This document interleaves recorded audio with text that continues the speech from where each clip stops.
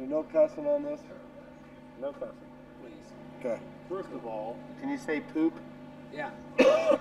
Say Poop. piss. Say piss? Yeah, say Poop. piss. Can you say nuts? Nuts, that's fine. we know what we can say and what we can't. How about asshole? Can you say pussy? No. Yeah, how do you know? You can't. Can't say that. What if it's like you're a pussy? You're not. I want to get a pussy.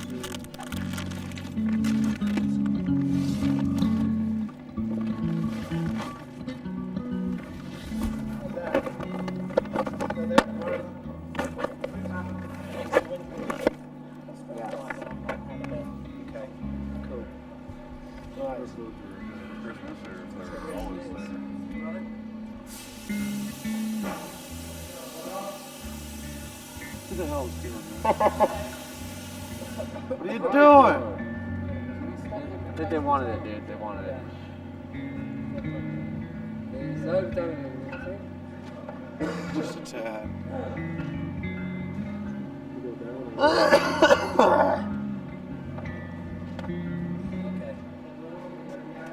Okay guys, we're rolling. So everybody's mobiles off if you have one. You're not turn mobile phones off, please. Right. Gentlemen, welcome to London. Thanks for doing this interview for us for MTV. Must say that the album is awesome. Great debut. You must be pleased with the success it's received over in Europe. Honored. Completely honored. It was kind of funny. We came in 2 days ago, and we immediately we couldn't check into our hotel till afternoon because it was 6-hour difference. So we had booked wrong, and we went shopping, and next thing we know, we're in newsstands, and we saw a bunch of publications that we were on the cover, and we didn't even know. So it was like kind of like a welcome wagon that we saw a bunch of public magazines and stuff that were on the cover, and we didn't even know that we were on it. So it was really cool. It's just showing up in this country, and it's been so cool so far. We all really love the culture. It's been really fun. We went out last night, met a bunch of our fans. It's just the whole thing's been really enlightening. It's been really fun for all of us so far. Everyone really likes it. Sean, can you tell us a little bit how you guys came together? What's the concept behind the band as such? Basically, we were all in different bands together. Some of us in separate ones. We all played with each other in venues in Des Moines. And we just got sick of it, so we decided to come together as one unit. The chiefs of all bands just came together to make one supergroup, Slipknot. And Corey, what's the idea behind the masks? Why does the band wear masks? We wear the mask because we're sick and tired of the state of music that it's in. We wear the mask because we're not about our faces, we're not about fashion, we're not about running around on stage saying, look at my new Gucci, whatever. We wear the mask because the music should be first and foremost, and we're bringing that back, and we don't care who gets in our way because we're going to stomp them down. So what's the ideas behind the numbers? Same thing. We're not about our names. We're not about name dropping. We're not about, so-and-so from blah, blah, blah and Tiger Beat. We're about making the best music that we can. We're not about, this isn't about identity. This is about realizing who we are through expression. That's the only identity you should have. And when you dampen that, when you dilute it with a lot of rock star hoopla, that's when it turns into music equals product, and that's what we're trying to kill. Sure, I thought it might be an inspiration for the prison series. I'm not a name, but I'm a number. Yeah, kind of. I mean, it's not really the same concept, but it's the fact that when we're in this band, when we do this, when we put these masks on and these coveralls on, we're not out. This isn't a popularity contest. We have the most pure reasons for doing this, and it shows with us. We're a unit when we're in this band. We're an army when we get together and we do this.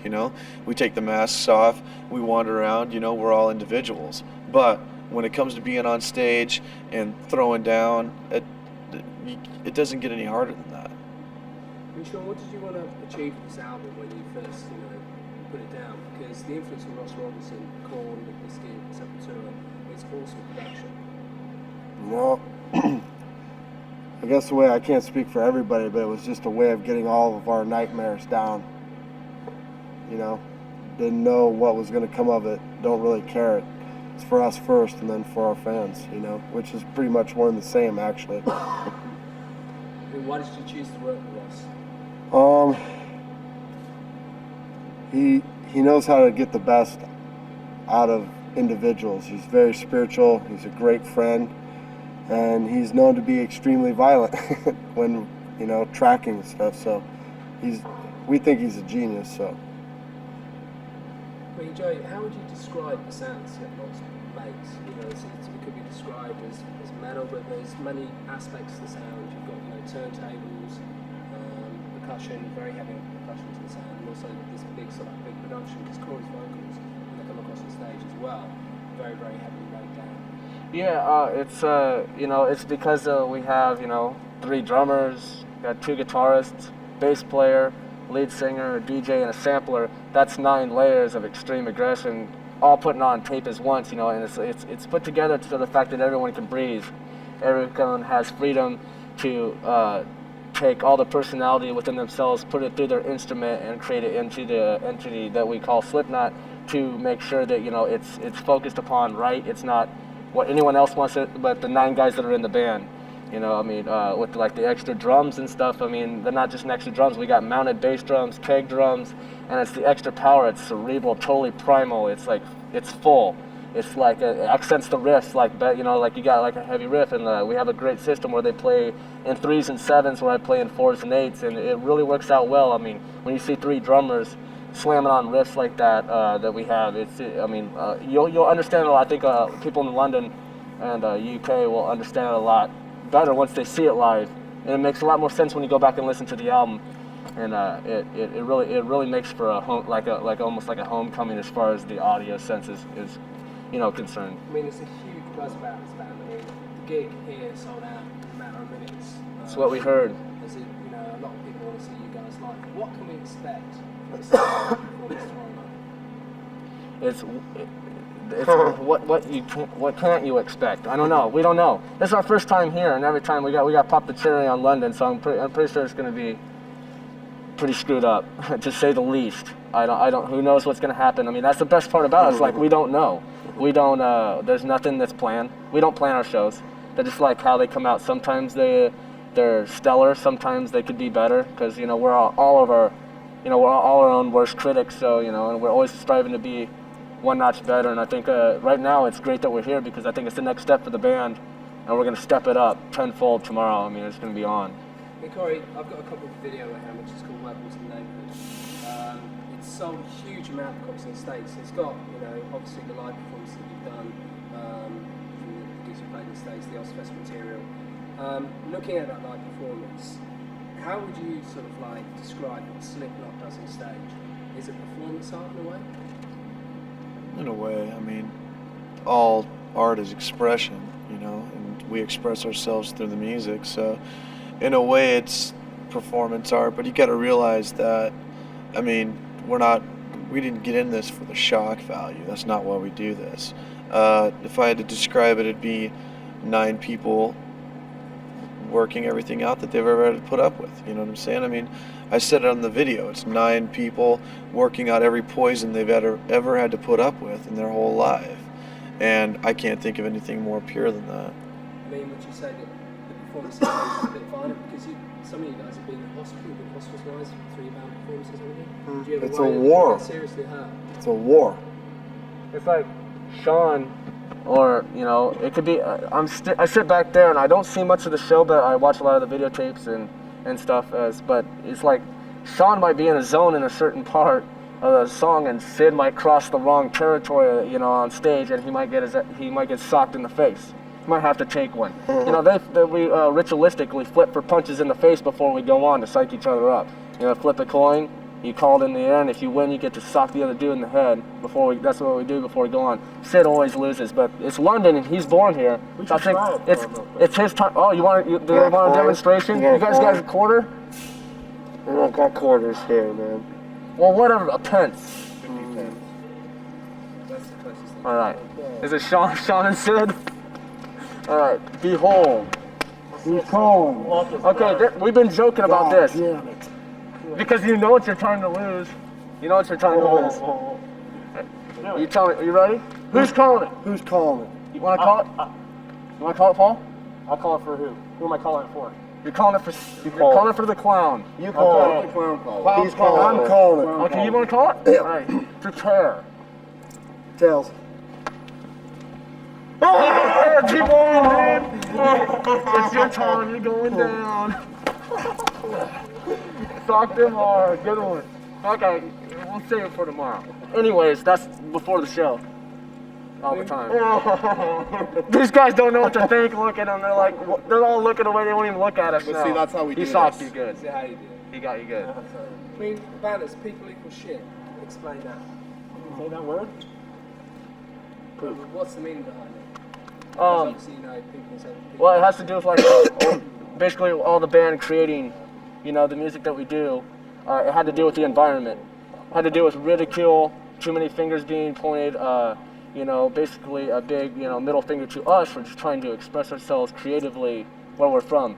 Outlets are nil there. It doesn't matter if you paint, you do sculpts, you remodel houses. It's everything there is a really small community for it. So when we started, it was all the bands basically together as the creative unit, and we were all together just playing for each other. There's no one in the audience. So it was, that's what we had to do is like, every time we would travel out of state, it was almost the same thing. We figured, are we in the wrong community? What are we in? Are we in the wrong state area, the 5-state area in the heartland of America? And we realized it expanded more than out of our hometown, so it just became our motto, And when we were forming the band, we were going to put all the things together, put all the bands together to create the one unified sound, create the band that we would like to see, to create the band that's going to destroy everything, destroy everybody, destroy all the mottos, break down every barrier known to the musical world. That's what we wanted to do. That's where the masks, the coveralls, barcodes, numbers, the music, 3 drummers, 2 guitar players, all that stuff came from. I mean, it says also in here as well, the MTV band video Spin It Out. Now, we play it over here in Europe. It goes out onto like between midnight and 2. Oh, I'm pissed. What's the video? I know, I'm so pissed right now. You want to flip again? No. You don't. You do it. You even said it was his time to win. I'm so pissed. You said it was his time to win. You even called it yourself. He You hit know me what right in you're the getting into. eardrum. I cannot hear out of my left ear right now. You can't hear anyways. You got a side fill in your left ear. It's actually, you've already been deaf. He just accented it for you. Quit worrying about it. Give us a story about the video for Spit It Out, Corey. It was basically an idea that we had a long time ago, and we got the opportunity to do it, thinking that we'd get to use it for something. I mean, MTV was obviously thought of, but we've never been one to really rely on MTV or radio airplay for that matter. So when we found out that MTV wouldn't touch it with a 10-foot pole, we were obviously amused, and we decided to give it to kids anyway. I mean, if MTV wanted to be that way, we were gonna make sure that people saw it. I mean, because when we did it, it was something we were really proud of, and for them to ban it without even really taking into consideration what it was really about was kind of selfish and ludicrous. So, I mean, you mentioned sort of like other bands there. I'll ask a cryptic question. Pop music. Is Slipknot the antidote for the substances that a lot of young people are taking today? They don't even have music from Backstreet Boys, Spice Girls, Britney Spears. Do you think it's the antidote? well, I don't know about the antidote. I think we're the poison for all of the crap bands that are out there right now, and there's quite a few of them. And I think that we need to destroy them all. I think we need to take them down before they pollute the rest of it. I mean, you want to talk about the deadening of musical freedom? You want to talk about the deadening of heart? I mean, it's pathetic. I see so many bands, and not really even bands, just pop, like 4 to 5 person pop groups. Label assumed teeny bopper Yeah. market. I mean, it's just so contrived and it's so inane that it really hurts my heart that people would actually even look at that as music and not some kind of rotten candy piece of dirt. I mean, I don't even like the fact that we're lumped in with them as far as being classified as music. Well, I mean, that's the argument I've always had as well. You can call these, groups, 5 singers and dancers as bands. They're not. No, I mean, you guys do. I mean, we sweat, You we sweat, kill you each kill. other. We write our own songs. We work at it. We believe in it, man. We bleed for this music. We live for this music. This music is us, and we are the music. I mean, where else do you go from that? And then you have like the same basic theme in all these stupid pop songs that it just doesn't make any sense. Where you could obviously, with an audience like that, speak about something that actually matters instead of reopening stupid wounds. Do you think it's necessary to use profanity in your lyrics, though? I just have something to say, and I'm going to say it. I'm not going to let anybody dictate to me what exactly I can and can't say. So if I have to swear, I swear. I mean, I swear in real life, so why shouldn't I swear in my lyrics? I mean, people say profanity, but in a way, to me, and I think to a lot of the bands, it's just feelings and words, just expressions. That I think people get too consumed or too tied up with thinking about there's something that necessarily that they're not. I mean, if you're gonna look at it like dirty, screwed up, messed up, morally wrong, confused feelings, then to you, that's what the band means. Which is fine with us. You want to think that? That's great. With us, I mean, that's fine. For the people that think it a little bit other ways, it doesn't matter. We're not out to say this is what the band stands for you.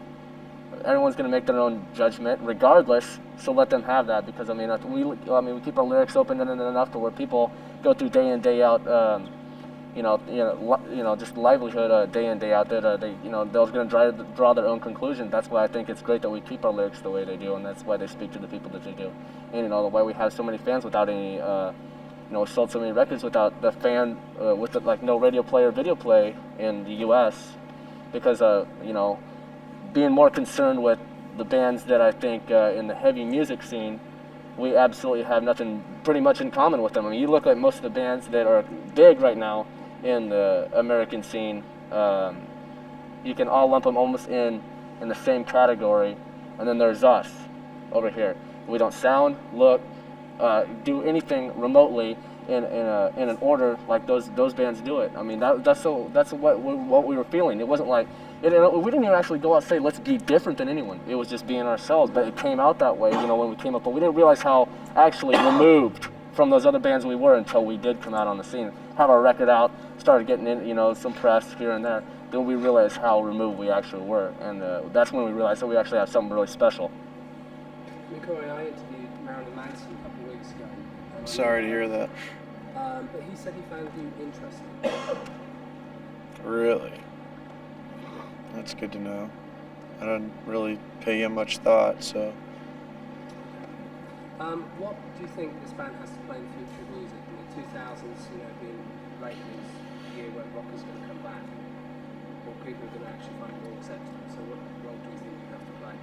Well, I like to think that we're going to put the content back into music, put more emotion back into it, whether it's rage or happiness or, just whatever you're feeling. If you feel something through our music, then that's a beautiful thing.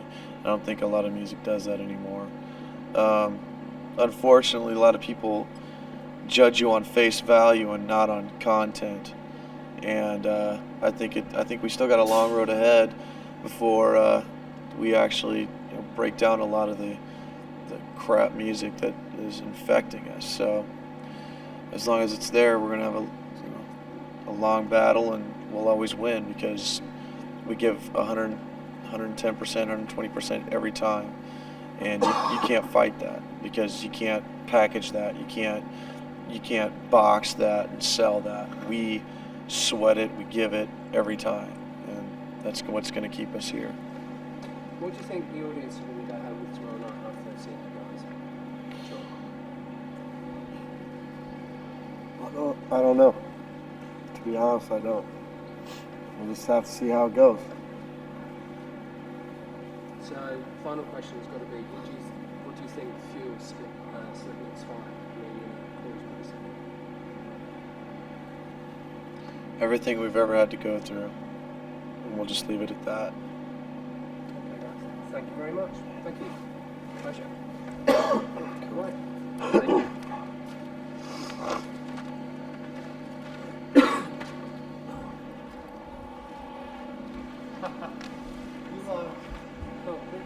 You lost hard. You lost hard.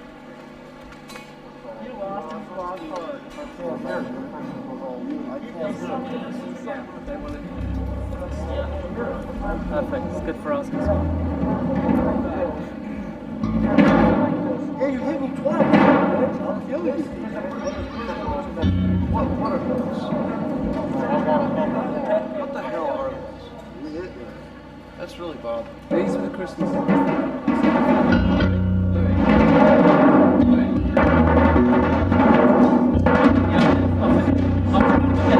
Stop it, yeah.